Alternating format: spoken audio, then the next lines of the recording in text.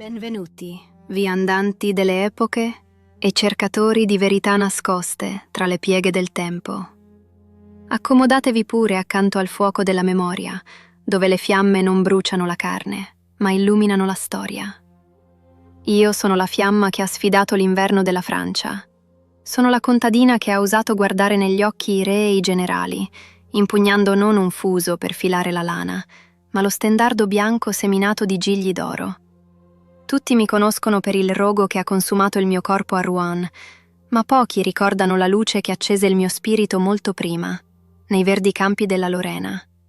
Io sono Jeanne, detta la Pulzella, figlia di Jacques e Isabelle, e questa è la storia di come una semplice ragazza di campagna divenne il braccio armato di Dio in terra.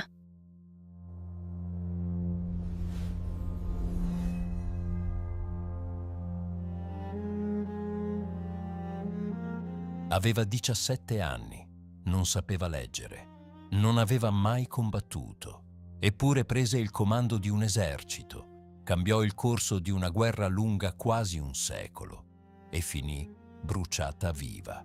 Questa è la storia della ragazza che mise in ginocchio l'Inghilterra e fece incoronare un re. Per comprendere il miracolo e la tragedia della mia breve esistenza, durata appena 19 anni, dobbiamo immergerci profondamente nella terra che mi ha generato e nel tempo oscuro in cui il mio respiro si è mescolato per la prima volta all'aria gelida del mondo. Era l'anno del Signore 1412, una notte di Epifania, quando venni alla luce nel piccolo villaggio di Domremy. Il mio mondo non era fatto di corti sfarzose o di sale capitolari, ma dell'odore pungente della terra bagnata dal fiume Mosa, del profumo del fieno appena tagliato e del calore rassicurante del bestiame nelle stalle durante i rigidi inverni. Domremy non era un luogo qualunque. Era un villaggio di frontiera, un lembo di terra sospeso tra il Regno di Francia e il Ducato di Bar, una zona di confine dove la lealtà era una questione di sangue e di cuore, non solo di mappe. Crescere lì significava imparare presto che la pace era un dono fragile, sottile come il velo di una sposa, e altrettanto facile da strappare. La mia infanzia fu cullata dalle storie, ma non quelle dei cavalieri e delle damigelle che si raccontano per diletto. Le storie che sentivo io erano quelle di un regno in agonia, la Francia, che sanguinava da ferite che sembravano non potersi mai rimarginare. Immaginate, se potete, un conflitto così lungo da aver inghiottito intere generazioni. Voi la chiamate la guerra dei 100 anni, ma per noi era semplicemente la vita, l'unica realtà che conoscevamo.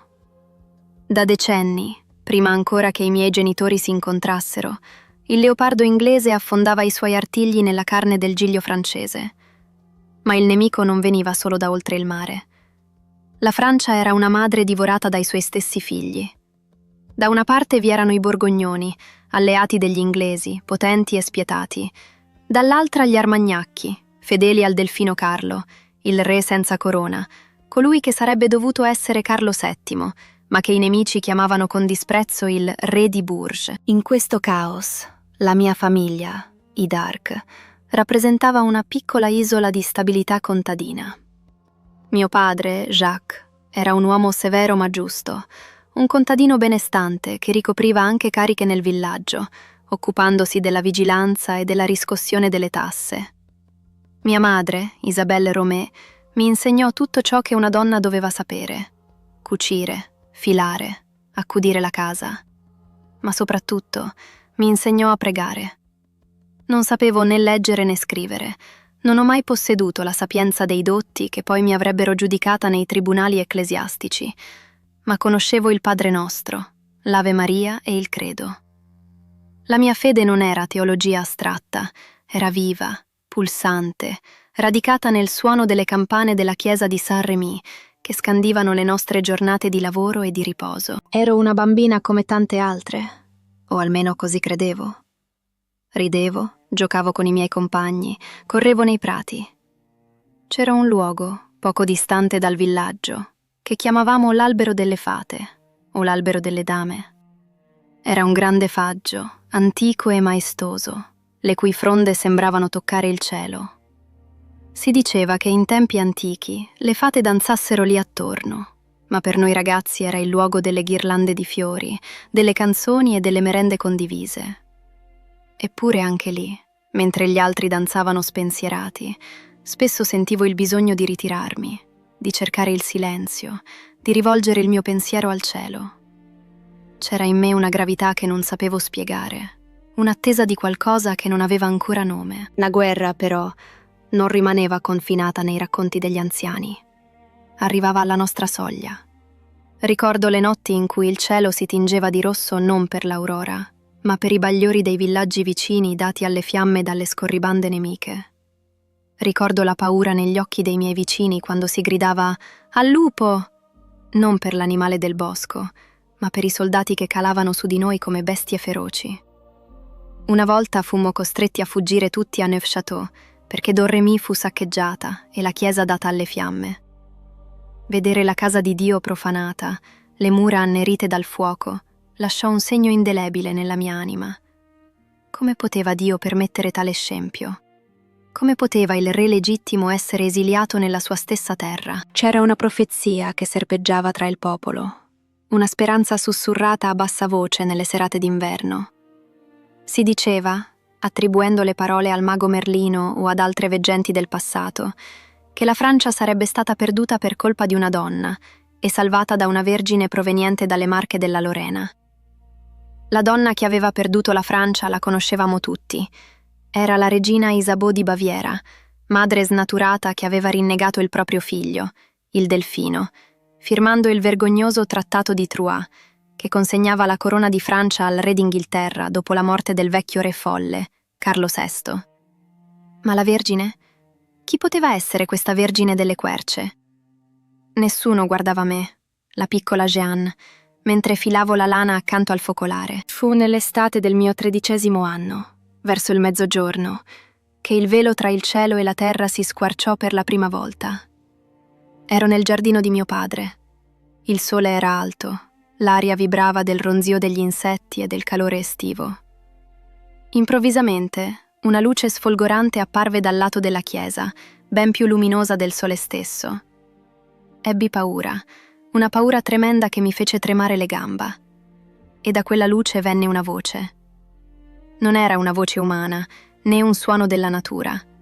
Era una voce che portava con sé un'autorità e una dolcezza infinite. La prima volta, la voce mi disse semplicemente di essere buona, di frequentare la chiesa e di essere una brava ragazza.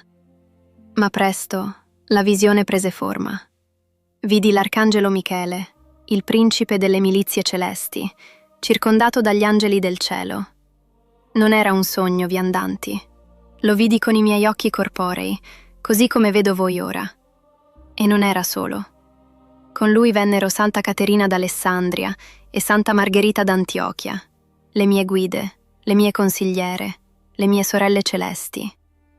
Le loro voci divennero la mia bussola, il loro conforto la mia armatura. Per anni queste visite rimasero il mio segreto.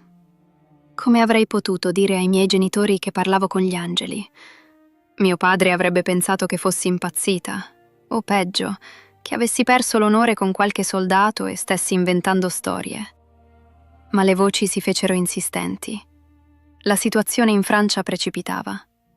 Gli inglesi assediavano Orléans, l'ultima roccaforte che impediva loro di dilagare nel sud e schiacciare definitivamente il Delfino Carlo.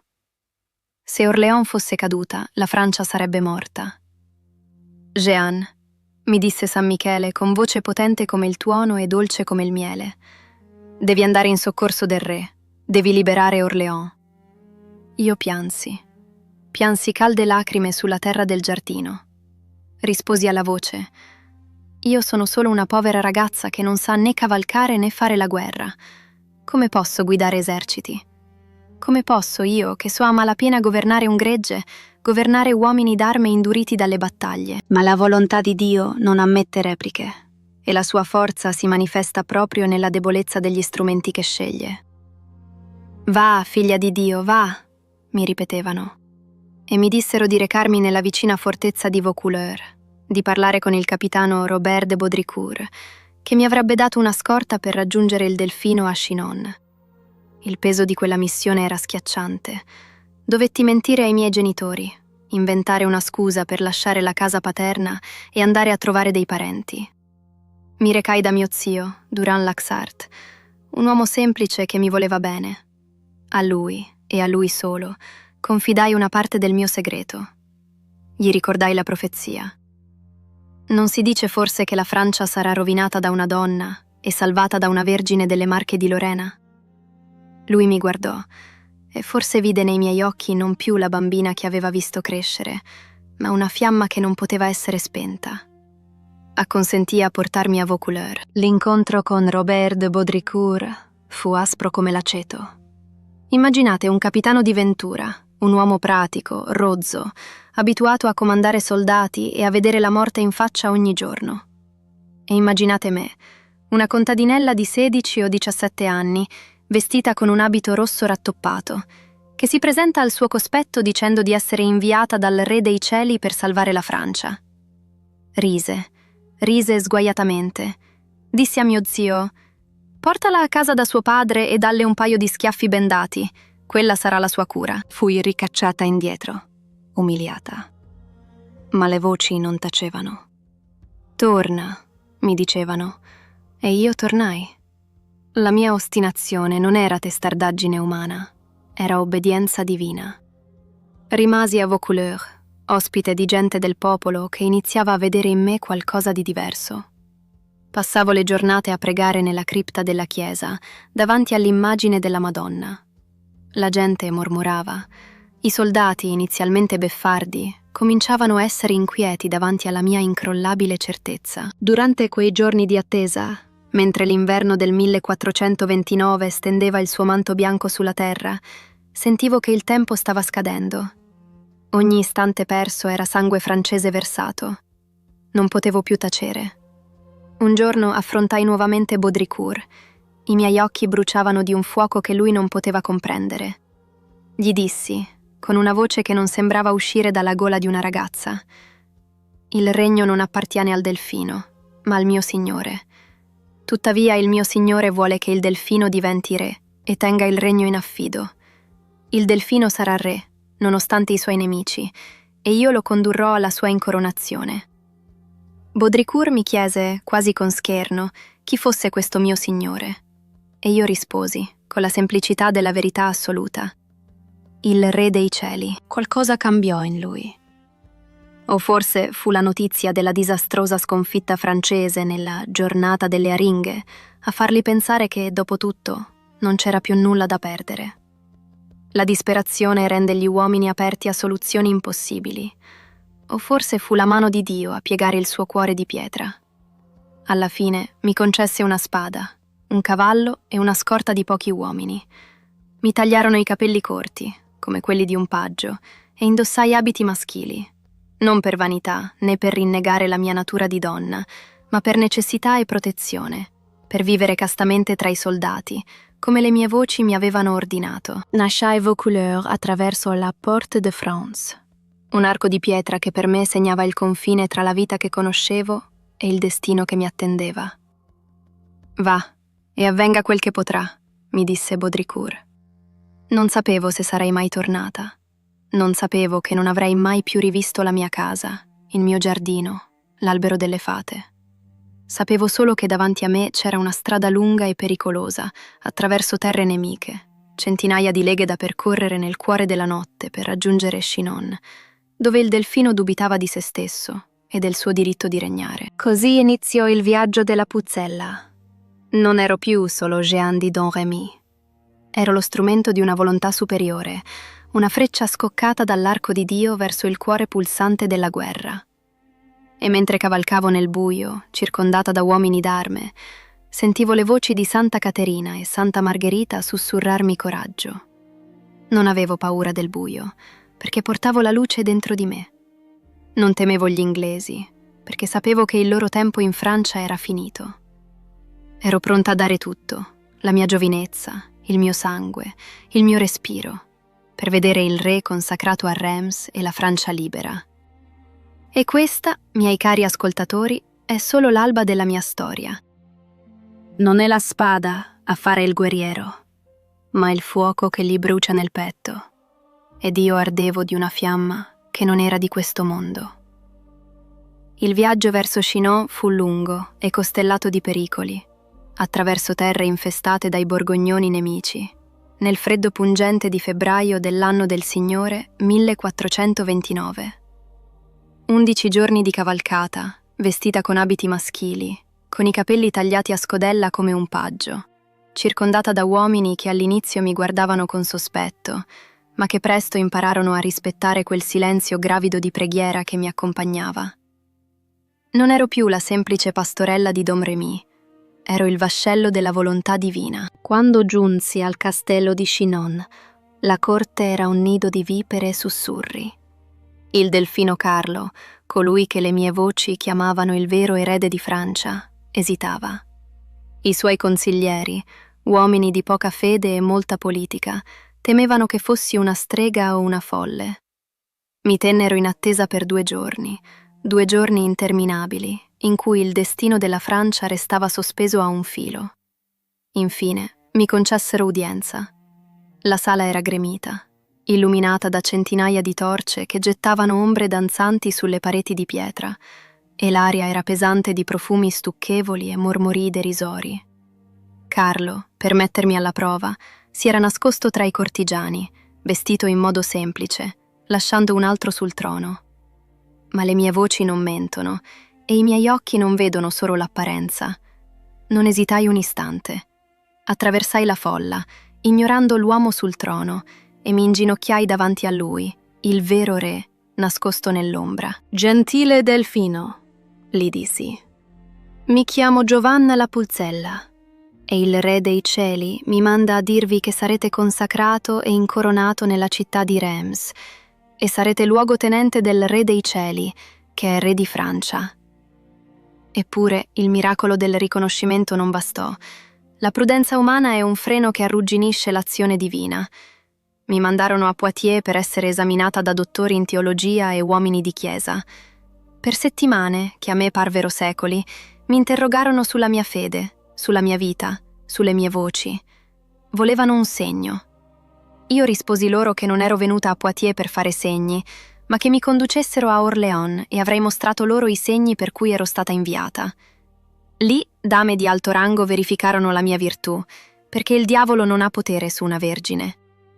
Alla fine, il verdetto fu che in me non vi era altro che bene, umiltà, verginità, devozione, onestà e semplicità. Fu allora che la vera trasformazione ebbe inizio. Mi fecero forgiare un'armatura di acciaio bianco su misura, pesante ma necessaria, che calzava sul mio corpo come una seconda pelle destinata al sacrificio. Rifiutai la spada che il re voleva donarmi. Le mie voci mi avevano rivelato dove trovarne un'altra, sepolta dietro l'altare della chiesa di Santa Caterina di Fierbois. Era una spada antica, segnata da 5 croci, che giaceva nella terra, arrugginita, ma che appena fu pulita brillò come se fosse nuova. E poi il mio stendardo. Oh, il mio stendardo. Lo amavo 40 volte più della mia spada. Su un campo di lino bianco seminato di gigli di Francia, feci dipingere il mondo con Dio che lo reggeva, e ai lati 2 angeli inginocchiati, con le parole Jesus Maria. Quello stendardo sarebbe stato la mia guida, il punto di riferimento per ogni soldato francese che aveva dimenticato cosa significasse sperare. Partimmo per Orléans in aprile. La città era sotto assedio da mesi, strangolata da una cintura di fortezze inglesi. La gente moriva di fame e il morale dell'esercito era a terra. Ma quando arrivai io, tutto cambiò. Non portavo solo provviste, portavo una disciplina nuova. Bandii le bestemmie dal campo, cacciai le donne di malaffare che seguivano la truppa e ordinai a ogni soldato di confessarsi. I veterani, uomini duri come la Hire e il bastardo di Orléans, Jean de Dunois, mi guardavano dapprima con scetticismo, poi con una devozione che rasentava il fanatismo. Quando giungemmo sulla riva della Loira, il vento soffiava contrario, impedendo alle barche cariche di viveri di risalire il fiume verso la città. Dunois era disperato. Io gli dissi di avere fede, e in quel momento, sotto gli occhi di tutti, il vento cambiò direzione. Le vele si gonfiarono e le barche scivolarono verso Orléans come spinte dalla mano di Dio. Entrai in città la sera del 29 di aprile dell'anno 1429. La folla mi si premeva addosso. Uomini, donne e bambini cercavano di toccare anche solo il mio cavallo o la mia armatura, come se il solo contatto potesse guarirli dalla disperazione. Le torce illuminavano volti rigati dalle lacrime e le grida di Noel risuonavano più forti del tuono dei cannoni inglesi. Ma non ero venuta per essere acclamata, ero venuta per combattere. Inviai lettere agli inglesi, intimando loro di rendere le chiavi di tutte le buone città che avevano preso e violato in Francia e di andarsene nel loro paese, altrimenti avrei fatto un tale massacro che se ne sarebbe parlato in eterno. Il comandante inglese, Glasdale, mi rispose con insulti, chiamandomi bovara e gridando che mi avrebbero bruciata se mi avessero presa. Quelle parole mi ferirono, piansi per la loro durezza, ma le mie voci mi consolarono. Va, figlia di Dio, va. La prima battaglia avvenne il 4 di maggio. Io stavo riposando, esausta, quando San Michele mi svegliò di soprassalto. Il sangue di Francia scorre, gridai al mio scudiero. Non c'era tempo per allacciare bene l'armatura. Balzai a cavallo e corsi verso la porta di Saint-Lô, dove i francesi stavano attaccando una fortezza inglese ed erano in difficoltà. Quando i soldati videro il mio stendardo bianco sventolare nella mischia, fu come se un fulmine avesse colpito il campo. La paura svanì, sostituita da una furia sacra. Caricammo la Bastiglia di Saint-Lô e la prendemmo d'assalto. Fu la mia prima volta in mezzo alla morte. Vidi uomini cadere, udii le urla dei moribondi e il mio cuore si strinse di pietà per le anime di coloro che morivano senza confessione, fossero essi francesi o inglesi. Ma la vittoria fu nostra. Il giorno dell'ascensione non combattemmo, per rispetto al Signore. Ma il venerdì e il sabato l'assalto finale si preparò. L'obiettivo era la fortezza delle Tourelles, il perno dell'assedio inglese, che controllava il ponte sulla Loira. I capitani francesi volevano attendere rinforzi, dicevano che la fortezza era inespugnabile, difesa da mura alte e fossati profondi. Io battei il pugno sul tavolo del consiglio. In nome di Dio, dissi. Il consiglio di nostro Signore è più sicuro e più saggio del vostro. Domani attaccherò e tornerò in città passando sopra il ponte. Mi alzai all'alba del 7 di maggio, mi confessai e ascoltai la messa. Sapevo, perché le voci me lo avevano predetto, che quel giorno il mio sangue sarebbe stato versato. L'assalto alle Tourelles fu brutale. Frecce e pietre piovevano su di noi come grandine. Il fumo dei cannoni oscurava il sole. Gli inglesi combattevano con la disperazione di chi sa di non avere scampo. Io ero nel fossato, con il mio stendardo in mano, incitando gli uomini a salire sulle scale. «Coraggio!» gridavo. «Entrate! Il posto è vostro!» Fu allora che accadde. Una freccia scoccata da una balestra mi colpì tra il collo e la spalla, trapassando l'armatura e penetrando in profondità nella carne. Il dolore fu acuto, bruciante, come un ferro rovente. Caddi all'indietro nel fossato. I miei uomini mi circondarono, spaventati, credendomi morta o morente. Mi portarono via dalla mischia, distendendomi sull'erba. Sentivo il sapore del sangue in bocca e la debolezza avvolgermi le membra. Piansi, sì, piansi come una bambina per il dolore e la paura. Ma poi vidi i miei soldati esitare, vidi lo stendardo abbassarsi e gli inglesi esultare sulle mura, credendo che la strega fosse finita. Non potevo permetterlo. Con le mie stesse mani strappai la freccia dalla ferita. Il dolore fu tale che per un istante vidi nero, ma mi rifiutai di farmi curare con incantesimi o formule magiche che i soldati proponevano. Chiesi solo un po' di olio d'oliva e lardo per coprire la ferita. Mi confessai rapidamente e, contro ogni logica umana, mi rimisi l'armatura. Quando tornai sotto le mura, il sole stava tramontando e i francesi stavano per suonare la ritirata. Dunois mi vide e non poteva credere ai suoi occhi. «Ancora una volta!» gridai. «Tornate alla carica! Quando il mio stendardo toccherà il muro, il posto sarà vostro!» Agitai il vessillo bianco finché le pieghe non toccarono la pietra della fortezza. Un terrore soprannaturale si impadronì degli inglesi. Credevano di avermi uccisa e ora mi vedevano tornare come uno spettro vendicatore. Glasdale, colui che mi aveva insultata, scivolò dal ponte levatoio in fiamme, appesantito dalla sua armatura, e annegò nelle acque scure della Loira. Non esultai per la sua morte, pregai per la sua anima, poiché era morto nel peccato. Quella sera, l'8 di maggio dell'anno 1429, il silenzio scese su Orléans. Non era il silenzio della paura, ma quello della liberazione. Gli inglesi abbandonarono le altre fortezze, lasciando dietro di sé le loro artiglierie e i loro morti. L'assedio era rotto, la città era salva. Le campane di tutte le chiese iniziarono a suonare a distesa, un inno di gioia che saliva fino al cielo. Io cavalcai per le strade, dolorante per la ferita, ma con lo spirito colmo di una luce immensa. Avevo mantenuto la promessa, avevo mostrato il segno. Ma sapevo, mentre la folla mi gettava fiori e baciava i miei piedi, che questo non era il fine, ma solo l'inizio del cammino verso Reims. La Loira era libera, e ora la strada per l'incoronazione del re si apriva davanti a noi come il Mar Rosso davanti a Mosè. E quel Mar Rosso non si aprì per magia, ma per la forza di una fede che piegava il ferro e la pietra, poiché dopo la Loira, la terra stessa di Francia sembrava tremare sotto gli zoccoli dei nostri destrieri, impaziente di scrollarsi di dosso il giogo inglese. Non vi fu riposo, né tempo per curare le carni lacerate o per lavare il sangue dalle armature. Le voci, quelle mie compagne celesti che mai mi abbandonavano, gridavano urgenza, sussurravano che il tempo mi era contato, che non avrei visto molti inverni e che ogni istante perduto era un furto alla volontà di Dio.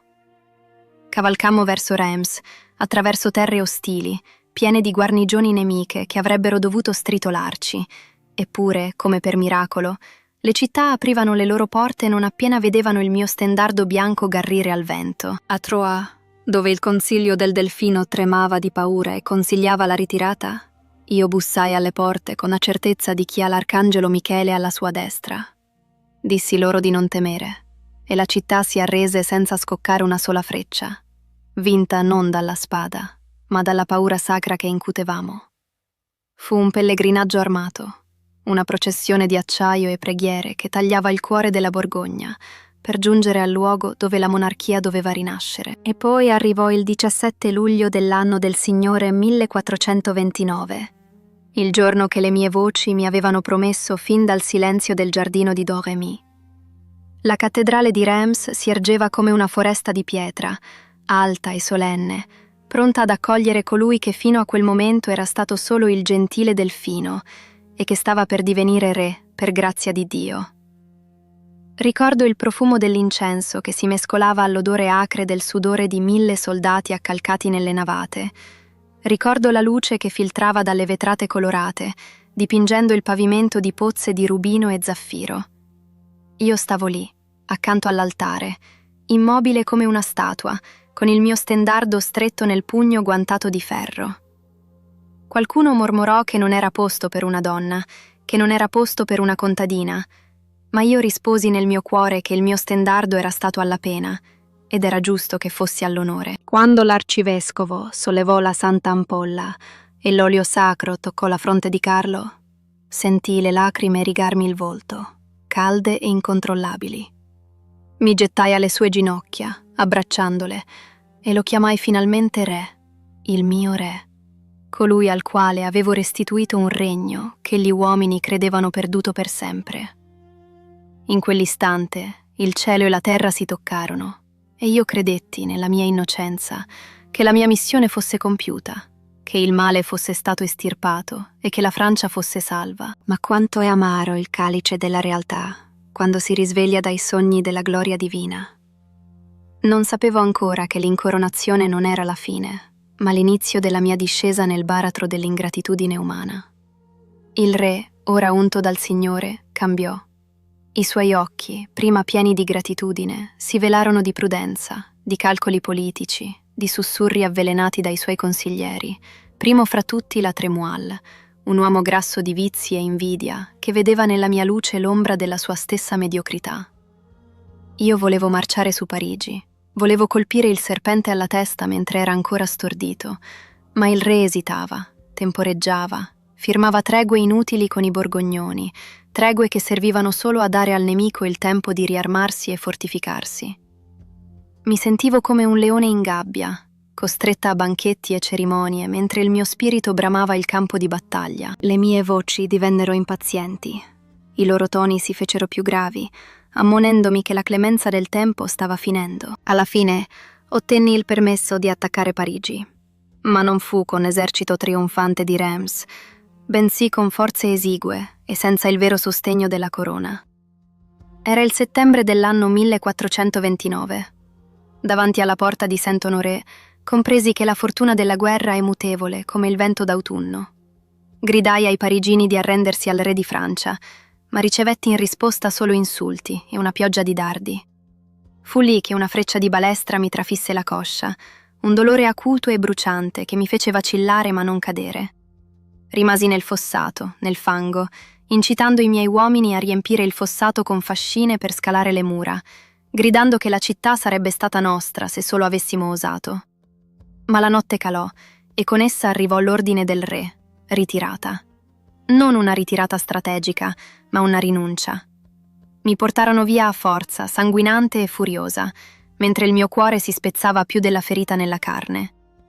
Quella fu la prima volta che vidi il dubbio negli occhi dei miei soldati. Non dubitavano di me, ma dubitavano che Dio fosse ancora con noi se il re stesso ci voltava le spalle. Deposi la mia armatura sull'altare di Saint-Denis come offerta votiva, ma sentivo che stavo deponendo anche un pezzo della mia anima invincibile. L'inverno che seguì fu lungo, freddo e pieno di presagi oscuri. Ero diventata un ornamento di corte, una reliquia vivente da esibire, mentre i nemici riconquistavano le città che avevo liberato con tanto sangue. Le mie voci, Santa Caterina e Santa Margherita, iniziarono a parlarmi di una cosa che mi gelava il sangue più del gelo di dicembre: la cattura. Sarai presa prima della festa di San Giovanni, mi dissero. Non mi dissero come, né dove, né quando esattamente, ma la certezza della loro parola era assoluta. Immaginate di cavalcare ogni giorno, sapendo che la trappola è già attesa, scrutando ogni bosco, ogni ombra, chiedendosi se quello sarà il giorno fatale. Eppure non potevo fermarmi. Non potevo sedere accanto al fuoco mentre la gente di Francia soffriva. Quando la città di Compiègne fu assediata dai borgognoni nella primavera dell'anno 1430, non chiesi permesso al re.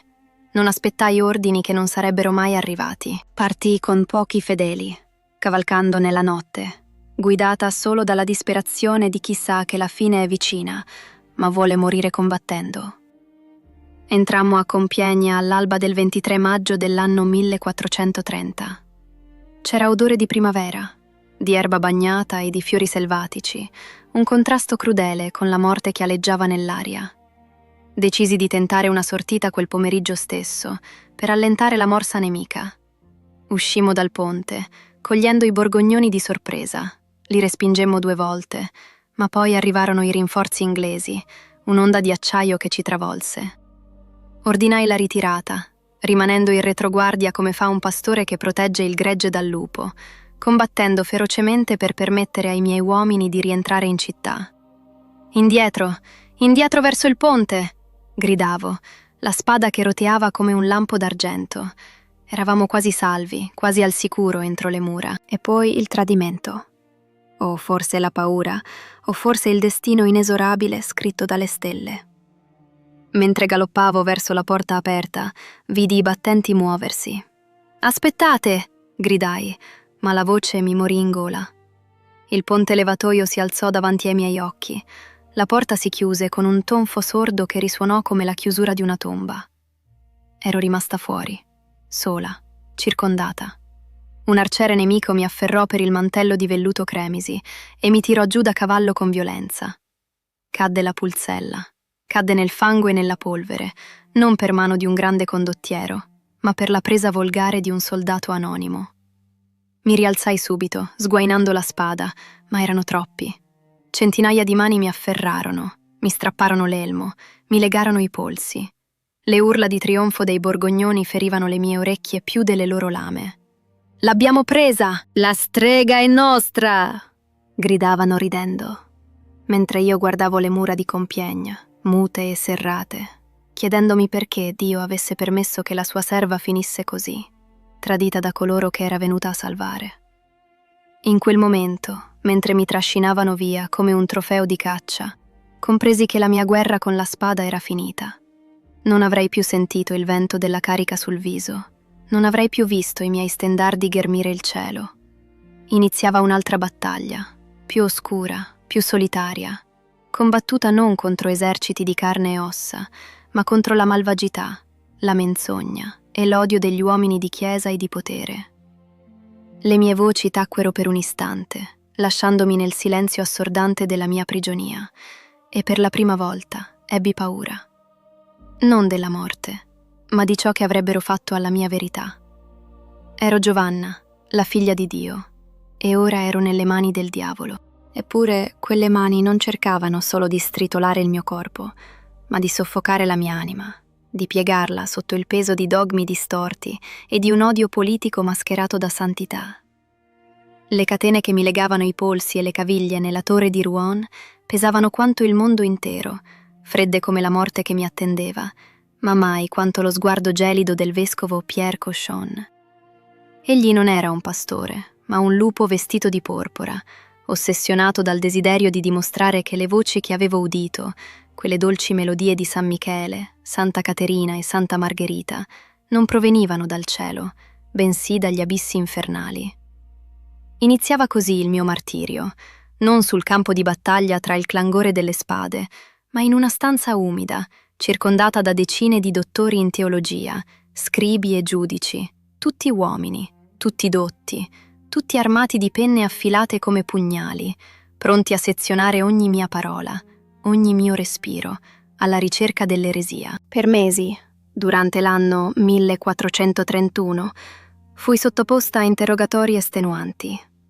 Mi chiedevano della mia infanzia, del mio abbigliamento maschile, delle mie visioni, della mia verginità, della mia fede. Cercavano di farmi cadere in contraddizione, di intrappolarmi con questioni teologiche sottili che avrebbero confuso anche il più saggio dei chierici. Ricordo con chiarezza cristallina quando mi domandarono se fossi in stato di grazia. Una trappola mortale. Se avessi risposto di sì, sarei stata accusata di presunzione, poiché nessun essere umano può esserne certo. Se avessi risposto di no, mi sarei condannata da sola. Ma le mie voci, seppur deboli in quel luogo di tenebra, mi suggerirono la risposta. Se non lo sono, che Dio mi ci metta. Se lo sono, che Dio mi ci mantenga. Vidi i loro volti contorcersi nella frustrazione. Una contadina illetterata di 19 anni teneva testa ai più grandi intelletti dell'Università di Parigi. Non per dottrina acquisita sui libri, ma per la purezza di una verità vissuta sulla propria pelle. Eppure la carne è debole e la prigionia logora lo spirito, come l'acqua scava la roccia. La minaccia del fuoco, la malattia che mi colse in cella, la solitudine assoluta, l'assenza dei sacramenti che tanto desideravo, tutto questo mi portò, in un momento di terrore nel cimitero di Saint-Ouen, a rinnegare le mie voci. Di fronte al patibolo già eretto, alla folla urlante e alla promessa di una morte atroce, la mia mano tremante tracciò un segno in calce a un documento di abiura che non sapevo nemmeno leggere. Fu l'unico istante in cui Giovanna la Pulzella morì davvero, uccisa dalla paura di Giovanna la ragazza. Ma quella salvezza terrena, ottenuta al prezzo della menzogna, aveva il sapore amaro del fiele. Tornata nella mia cella, vestita con abiti femminili come mi avevano imposto, sentii il silenzio di Dio farsi insopportabile. Avevo tradito i miei santi per salvare un corpo destinato comunque alla polvere. Quando le guardie inglesi mi aggredirono, o forse quando semplicemente compresi che la mia missione non poteva scendere a patti con la menzogna, ripresi i miei abiti da uomo. Fu il gesto di ribellione finale, la firma sulla mia condanna a morte. Ero una relapsa, un'eretica recidiva. Non c'era più scampo. L'alba del 30 maggio dell'anno 1431 sorse pallida e livida su Rouen. Mi permisero, in un ultimo atto di crudele misericordia, di confessarmi e ricevere l'Eucaristia, bagnando il pavimento di lacrime. Poi fui vestita di una tunica lunga imbevuta di zolfo e trascinata su un carro verso la piazza del Mercato Vecchio. La folla era immensa, un mare di volti curiosi, ostili, pietosi, tutti venuti a vedere come moriva la strega, come moriva la salvatrice, come moriva la ragazza di Lorena. Al centro della piazza, la pira era stata innalzata più in alto del solito, affinché tutti potessero vedere e affinché il boia non potesse strangolarmi di nascosto, per abbreviare la mia agonia, come talvolta accadeva per pietà. Dovevo bruciare viva, pienamente cosciente, offerta sacrificale all'orgoglio inglese e alla cecità ecclesiastica. Salii i gradini verso il palo, e ogni passo era un addio al mondo che avevo tanto amato e che mi aveva così crudelmente respinta. Mi legarono stretta. Chiesi una croce. Un soldato inglese, mosso da improvvisa compassione, ne spezzò una fatta di 2 legnetti e me la porse. La baciai e la misi nel mio seno, contro la pelle, vicino al cuore che batteva all'impazzata. Poi chiesi che mi fosse mostrato il crocifisso della chiesa vicina, affinché fosse l'ultima cosa che i miei occhi avrebbero visto, prima che il fumo li accecasse. Frate Isambard de la Pierre lo tenne alto davanti a me, mentre il boia appiccava il fuoco alla base della catasta. Sentii il calore prima ancora di vedere le fiamme, un'onda rovente che saliva dai piedi, un terrore atavico che cercava di farmi urlare di disperazione. Ma in quel momento, mentre il fuoco iniziava a lambire la mia tunica, le voci tornarono. Non erano mai state demoniache, erano la luce di Dio. Gridai che le mie voci non mi avevano ingannata, che tutto ciò che avevo fatto era per ordine di Dio. Il fuoco divenne un muro ruggente, il dolore fisico un universo assoluto che cancellava ogni pensiero, tranne uno. Non maledissi i miei carnefici, non invocai vendetta. In mezzo alle lingue di fuoco che consumavano la mia carne, la mia voce si alzò 1, 2, 3, 6 volte, chiamando l'unico nome che contava, l'unico che poteva accogliermi. Gesù, Gesù, Gesù. L'ultimo grido fu il più forte, un sigillo di fede che squarciò il crepitio delle fiamme, e poi la mia testa ricadde sul petto. Giovanna era andata via, ascesa in quella luce che per tutta la vita aveva cercato di portare in terra. Quando le fiamme si estinsero, i carnefici scostarono le braci per mostrare al popolo il mio corpo carbonizzato, affinché nessuno potesse dire che ero fuggita. Poi riattizzarono il fuoco per ridurmi in cenere. Raccontano che il mio cuore rimase intatto, rosso e pulsante in mezzo alla distruzione, refrattario al fuoco, e che il boia, terrorizzato, non riuscì a distruggerlo, nonostante i ripetuti tentativi. Alla fine raccolsero tutto ciò che restava di me, le povere ceneri e quel cuore indomito, e gettarono ogni cosa nella Senna, dal ponte di Matilde. Volevano cancellarmi dalla faccia della terra, assicurarsi che non rimanesse alcuna reliquia, alcun osso da venerare, alcun luogo dove i francesi potessero piangere. Credevano che l'acqua avrebbe lavato via la mia memoria. Si sbagliavano. L'acqua portò il mio spirito ovunque, lo diffuse nel fiume, che lo portò al mare, e dal mare al mondo intero. La mia morte non fu la fine, ma l'inizio della mia vera vittoria. La guerra dei 100 anni continuò ancora per un 20ennio, ma l'impulso che avevo dato alla Francia era inarrestabile. Avevo risvegliato una coscienza nazionale che dormiva da secoli. 25 anni dopo il mio rogo, quando la Francia fu finalmente libera e Carlo VII sedeva sicuro sul trono che io gli avevo donato, si aprì un nuovo processo. Mia madre, Isabelle, ormai anziana e stanca, camminò fino a Notre Dame a Parigi per chiedere giustizia per sua figlia. Nel 1456 la Chiesa proclamò la mia innocenza, dichiarando il processo di Rouen nullo, viziato da dolo, calunnia e iniquità. Pierre Cochon fu condannato postumo come eretico. Ero stata riabilitata. Ma non avevo bisogno di tribunali umani per sapere chi ero. I secoli passarono. Divenne leggenda la ragazza con l'armatura bianca. Divennero arte le mie lacrime. Divenne storia la mia follia divina. Nel 1920, quasi 500 anni dopo che il mio corpo si era fatto fumo nel cielo di Normandia, la Chiesa mi elevò agli onori degli altari. Santa Giovanna d'Arco, patrona di Francia. Non più strega, non più eretica, ma santa. Che strana ironia possiede il tempo. Coloro che mi bruciarono oggi mi pregano, e la nazione che mi abbandonò oggi mi venera come il suo simbolo più puro. Eppure, se chiudo gli occhi, non sono la santa nelle vetrate colorate, né la guerriera di bronzo nelle piazze. Sono ancora la bambina di Don Remy che correva nei prati, che ascoltava il vento tra le foglie della quercia delle fate e sentiva che c'era qualcosa di più grande, qualcosa di meraviglioso e terribile, che la chiamava per nome. Sono la prova che Dio sceglie i deboli per confondere i forti, che una singola scintilla di fede può incendiare un regno intero e che la verità, anche se bruciata, annegata e sepolta, risorge sempre, più luminosa di prima. La mia storia è finita, consumata nel fuoco e riscritta nella gloria. Ma il sussurro della storia non tace mai.